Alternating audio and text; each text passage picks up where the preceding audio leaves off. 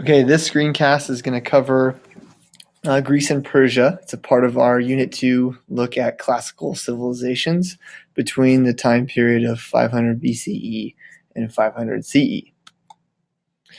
Sort of the big picture we're looking at for Greece and Persia is that these were two major civilizations that encompassed an empire because they will eventually unite different peoples. And they're complex civilizations with complex governments and economies. And for the most part, they don't interact until they meet on a border clash, and that changes everything, their interaction in the Persian Wars. We're going to start with the Persians. You'll be watching a movie on them coming up here pretty soon. And you'll see many examples of the complexity and vastness of the Persian Empire. But the people you need to know particularly are Cyrus the Great, who is the founder of the Persian Empire. He conquers many people. One of his successors, Darius, also expands the empire.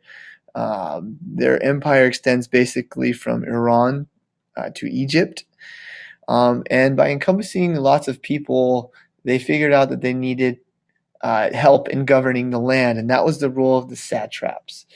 They were given independent power over their governorships, their region, because it was too much, having one person regulate an entire empire would not be efficient. They were known for tolerance. Semitic groups like the Hebrews, for example, were freed from captivity and allowed to practice their own religion. The Egyptians were allowed to practice their own religion, never forced to convert.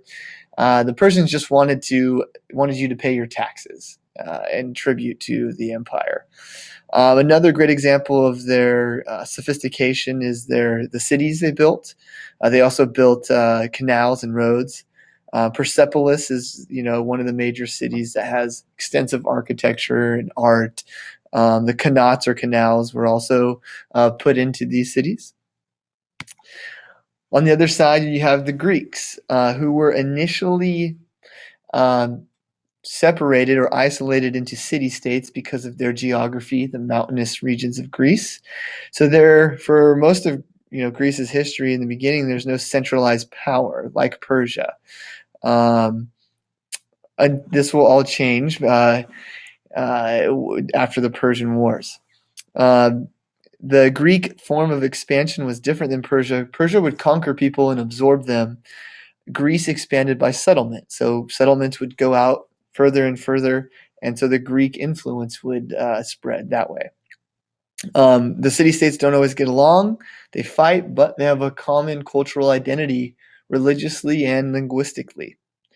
One of the signifying characteristics is citizenship. That's where we get our notion of people participating and being a part of a government. And the city-state that had the most political participation was Athens, and you'll hear and read a lot more about Athenian democracy. In contrast, another city-state that's well known is Sparta. They focused on military training. They were hard on men and training them into being fighting machines. You've seen 300. They also had slaves, so they weren't very big on democracy. Now, these two big civilizations will meet in a border conflict in what is now Anatolia or Turkey, and these people were called the Ionian Greeks. Basically not wanting to, they felt encroached on by the Persians. So it leads to a conflict, and it creates sort of this big rift. Now, Greece is able to fight off Persia to resist their encroachment, which is a huge success for them. And after this is sort of the first time in world history where we see a rift between East and West that still exists to this day. Greece comes out of this, invigorated. There's a golden age in Greece. It's like philosophy and art and literature.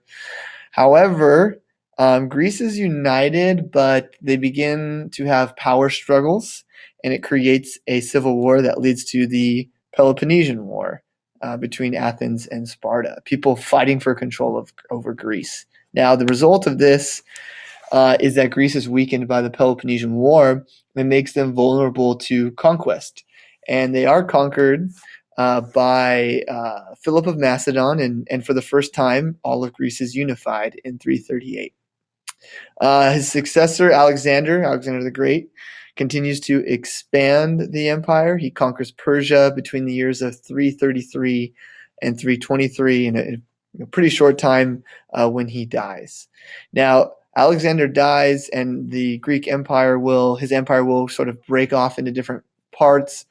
You get, the Ptolemies in Egypt and things like that, the Seleucids. But it does show or cause the spread of Greek culture, which is why you'll see so many cities named Alexandria, well into Asia. Hellenization will fade in the east but stick in the west, which is why the Romans are so influenced by the Greeks. Those are some things to look at when you're looking at Greece and Persia. Make sure you do your reading. Watch the Engineering and Empire that we're going to show. The crash course on this is pretty helpful too. All right, I'll do one on next week's. We'll focus on, I think we're doing Rome and Christianity next.